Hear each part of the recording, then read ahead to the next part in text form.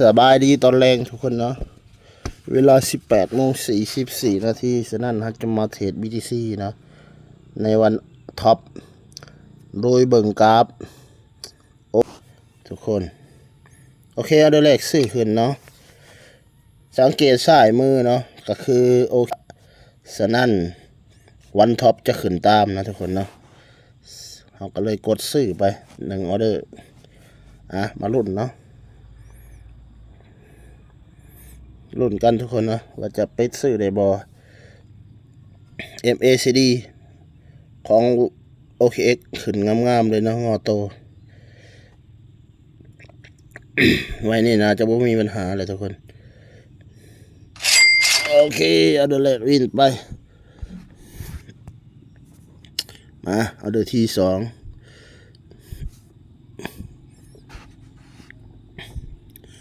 สังเกตวันท็อปเนาะวันท็อปนี้ถ้าว่าปฏิเสธแมนเขาจะขายลงเนาะบึงเนาะโอเควันท็อปปฏิเสธลงมาเป็นแดงนะทุกคนเนาะฉะนั้นไม่นี้เขาจะขายลงมานำโอเคขายเลยเนาะรุ่นกันว่าจะวินบอเนาะเขาเทรดแบบนี้แมนเขาจะบริวิเคราะห์เองเนาะก็คือเขาเบิ่งกราฟสายมือแล้วเทรดตามทุกคนเนาะการเทรด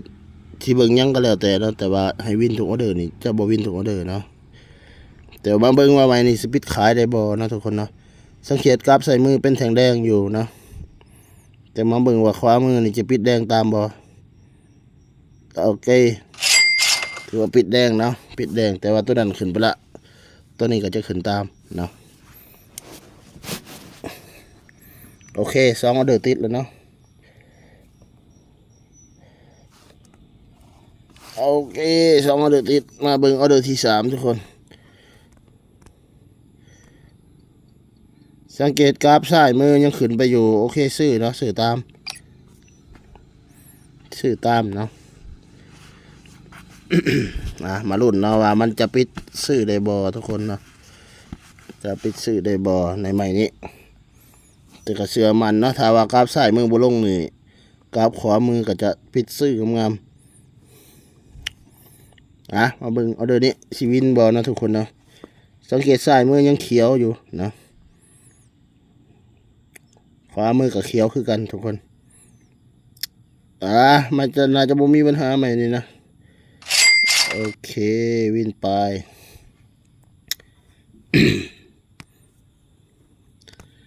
โอเคตอนนี้งบ100ได้กำไรอยู่28 เหรียญนะเอามาเบิ่งกราฟซ้ายมือตอนนี้กราฟซ้ายมือเป็นแท่งเขียวน้อยเนาะแบบลักษณะแห้งซื่อหมดแต่เบิ่งว่าตอนที่ท่าเนี่ยมันจะเปลี่ยนบ่ถ้าบ่เปลี่ยนแมนใหม่นี่เขาจะตามขายเนาะ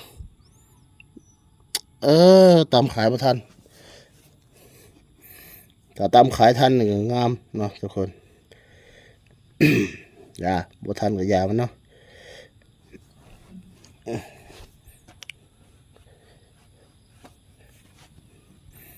กำไรอยู่28เนาะกำไรอยู่28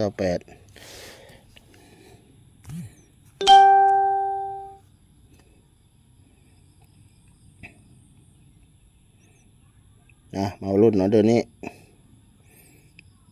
ลงมาแล้วปฏิเสธขึ้นไปเนาะแต่มาลุ้นเบิ่งออเดอร์นี้ว่าแนวโน้มตลาดนี้จะลงหรือจะขึ้นเนาะสังเกต MACD ก็เริ่มกงหัวลงมาเนาะแต่มาเบิ่งว่าแทงล้อแทงนี้ของสายมือนี้ว่ามันจะเคลื่อนที่ไปทางใดเนาะนิ่งนะทุกคนเนาะนิ่งซื้อขึ้นเนาะซื้อขึ้นถ้ามันนิ่งลักษณะเขาซื้อขึ้นเลยเนาะเบิ่งกันเนาะว่าจะขึ้นไปได้บ่ทุกคนบอกว่าเนืองเที่ยงตลาดเป็นเที่ยงขาขึ้นนี่เขาคิดว่ามันโอกาสที่จะขึ้นต่อมีสูงเนาะผลลงมาจ่อยเห็นบ่ถือว่าผ่านเนาะในเอาเดินนี้ผ่านละถ้าว่ากราฟสายมือนี่ขึ้นไปนี่มีโอกาสขึ้นต่อเนาะแต่ว่านี่ก็สั่งมา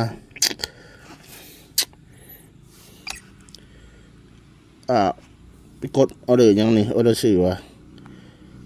เอ้ยกดออเดอร์ซื้อมือรุดไปนะทุกคนเนาะอ่ะมารุดบัตรเนี่ยตลาดทั้งนี้ก็นิ่งอยู่เนาะแต่ว่าเคลื่อนทีลงแดงแล้วแต่ก็มาเบิ่งว่าตอนท้ายๆมันจะมีการปฏิเสธขึ้นบ่ตอนนี้พอดีลงมาตำแนวหับพอดีนะ อ่ะมีโอกาสมีรุ่นอยู่มือกดชื่อไปแล้ว แต่ว่าแทงสายมือยังเป็นแดงเต็มอยู่เนาะแต่ว่าเป็นแดงที่โอเคปฏิเสธแบบนี้ปิดสื่อแล้วเนาะถือว่าสื่องามแล้วถือว่าไปมือหลันไปถึงทางนะทุกคนเนาะ มือเขาหลันในถึงทางแล้วเพราะว่าแทงเทียนแทงนี้เดี๋ยวปฏิเสธจะเป็นแทงเขียวฉะนั้นไม่นี่ปิดเขียวงามๆโอเคถือว่ามีกำไร18 เหรียญเนาะยังบ่ไปบ่มาฉะนั้นไม่นี่เราจะไปอยู่18เนาะทุกคนเอามาเบิ่งเอาเดี๋ยวนี้ว่ามันจะขึ้นทีขึ้นทีลงเนาะถึงทีลงขายเลยทุกคนปฏิเสธลงแล้วปฏิเสธโอเคซื้อขึ้นนะทุกคนนะถ้าปฏิเสธแบบนี้ซื้อขึ้นเลย มันลงไปแล้วแต่มันปฏิเสธเขาซื้อขึ้นเลยนะทุกคนเนาะมาลุ้นเนาะว่ามันจะขึ้นบ่หรือว่าสิลงเก็บใส่เทียนเอามันลงเก็บใส่เทียนแจบเนาะโอเคมันขึ้นแบบนี้ปฏิเสธขึ้นแบบนี้เขาปิดเขียวงามๆนะทุกคนเนาะเห็นปะ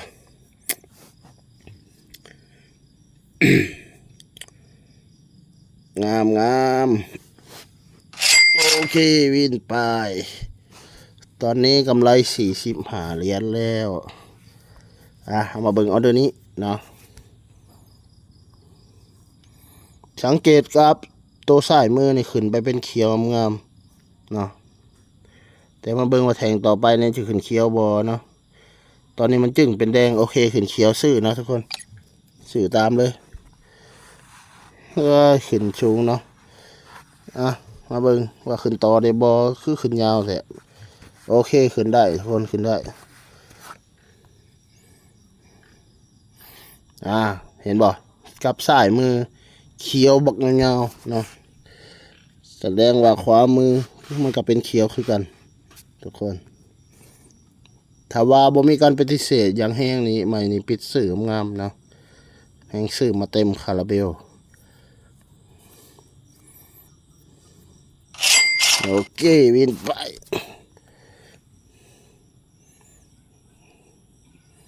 ยินไปงบ100กำไร50 เหรียญแล้วทุกคนฉะนั้นเขาจะออกอีก14 เหรียญจำ6เนาะ14 จำ 6สังเกตตลาดวิ่งไปวิ่งมาฉะนั้นไม่นี่เขาโอเคขายลงทุกคนขายลงเนาะ สังเกตกราฟสายมือได้ลงมานะทุกคนเนาะแล้วก็ดีดขึ้นไปอีกละแต่ว่าดีดขึ้นไปลักษณะนี้เบิ่งว่ามันจะตัวนี้จะขึ้นตามบ่นะโอเคลงมาเนาะลงมาฉะนั้นโอกาสปิดขายมีสูงเนาะสำหรับออเดอร์นี้สังเกตสายมือเนาะมันบ่วิ่งตามอยู่แล้วเพราะว่าหมดเวลาแล้วทุกคนโอเควินไปปรับเงินอะไรเนี่ยปรับเงินอะไรไป114ทุกคนนะถือว่าไป114โอเคเนาะสำหรับสเตทเมนต์เทรดตามกราฟเทียบก็จะมีประมาณนี้ทุกคน